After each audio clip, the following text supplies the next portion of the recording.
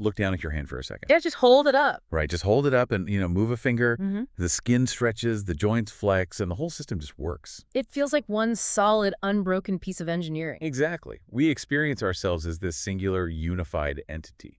But if you actually zoom in past the tissue, you are a walking skyscraper. That is the perfect way to put it. You are constructed out of trillions of tiny, living, breathing blocks. And it really is the ultimate illusion of human biology, isn't it?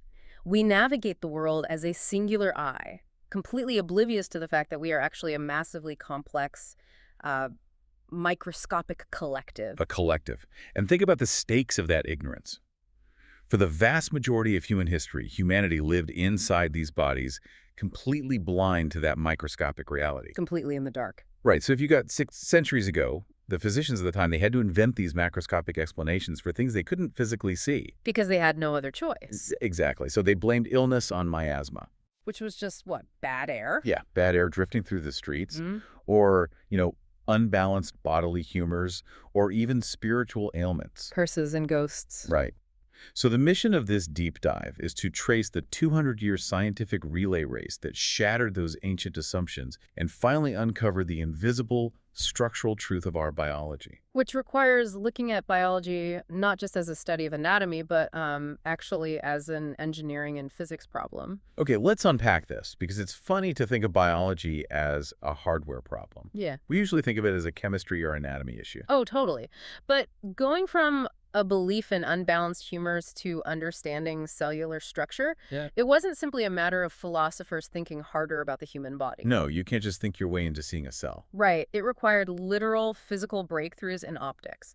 The entire history of modern biology is tethered to the technological evolution of glass polishing. Glass polishing. Yeah, we literally had to build the hardware to change how we see life itself. So the first leg of this relay race is absolutely a hardware story, taking us back to England in 1665. To a very specific creative genius. Robert Hooke. Hooke is the ideal starting point for this because his interests were incredibly broad.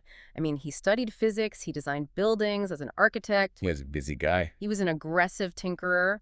And in 1665, he was experimenting with the early compound microscope. And by compound microscope, we mean a tube containing multiple stacked glass lenses to magnify an image. Right, but we have to be careful here because these were a far cry from modern laboratory equipment. Oh yeah, they were lit by flickering candlelight. And the optics were notoriously terrible, like deeply flawed. Because the glass wasn't pure, right? Exactly. When you stack multiple pieces of hand-ground 17th century glass, you don't just magnify the image, you actually magnify every single imperfection in the glass. Oh, that makes sense. Yeah, you introduce severe spherical aberration, where the curved edges of the lens distort the picture. So looking through Hooke's microscope required squinting through this blurry, poorly lit distortion field. Just trying to make sense of the shadows. Pretty much. But despite the terrible hardware, Hooke was incredibly patient. He takes a sharp razor to a piece of cork. Which is the exact same soft tree bark we use as bottle stoppers today. Right.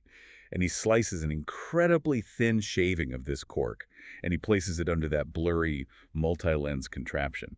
And what he documents next is something no human had ever recorded. He sees this highly structured, repeating grid of tiny, box-like compartments. And here is where Hooke's architectural background heavily influenced how he interpreted this grid. Because he's looking at these rigid, empty little boxes. Yes, and they reminded him of the small, bare rooms that monks inhabited in monasteries. Which were called cells. Exactly. The Latin term for those monastery rooms was cella.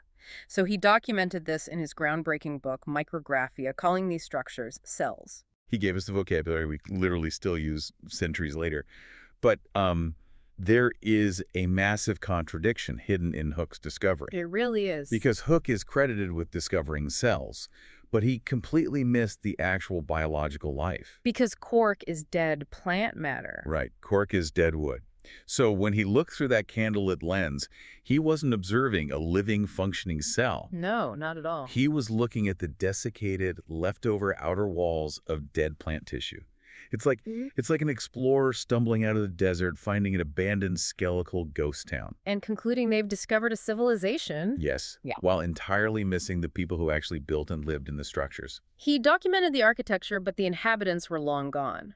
But what's fascinating here is that despite missing the living cytoplasm and the organelles, Hooke's contribution was still a monumental paradigm shift. How so? Well, before micrographia, the prevailing assumption was that a piece of wood or a chunk of flesh was just, a continuous, uniform blob of solid matter. It was a mush of stuff. Right.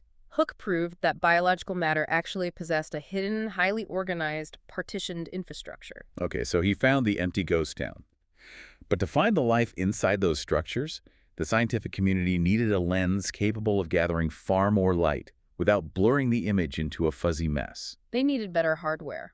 And, surprisingly, the solution to this optical physics problem didn't come from a university laboratory. No, it definitely did not. It came from the textile industry, of all places, in the Netherlands in the 1670s. This is where we encounter Antoine van Leeuwenhoek. A Dutch fabric merchant. Yes.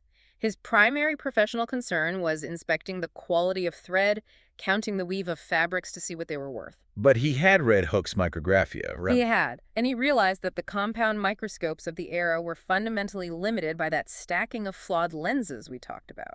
So his approach to solving the distortion problem was entirely different.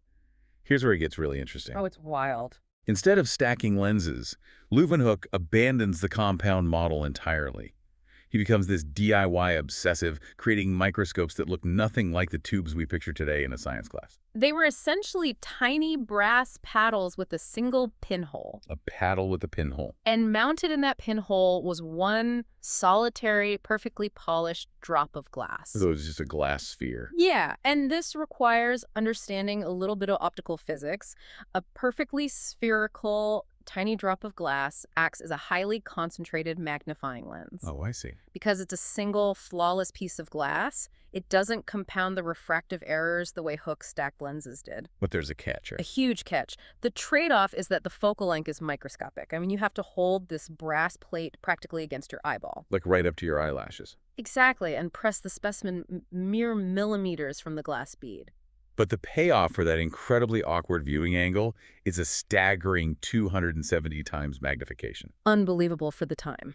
A fabric merchant achieves a level of clarity that shatters what the greatest academic minds of Europe were capable of seeing. Just by being really, really good at polishing one piece of glass. And with this unprecedented optical power, Leeuwenhoek stops looking at dead cork, and he starts looking at fluids. He examines pond water. He examines blood. He even scrapes the plaque off his own teeth. Which, just imagine the psychological shock of that moment. Oh, it must have been terrifying. You scrape gunk out of your mouth, press it up against this tiny glass bead, and you realize you are the first human in history to witness a vast, squirming alien world of organisms living inside your own mouth. It completely upended humanity's understanding of its place in the world. I mean, Hooke had found dead, empty boxes, but Leeuwenhoek found a world that was erratic, dynamic, and swimming. Swimming everywhere. Because these single-celled organisms and bacteria moved with apparent purpose, he assumed they were microscopic animals. So he coined the term animalcules. Little animals, yeah.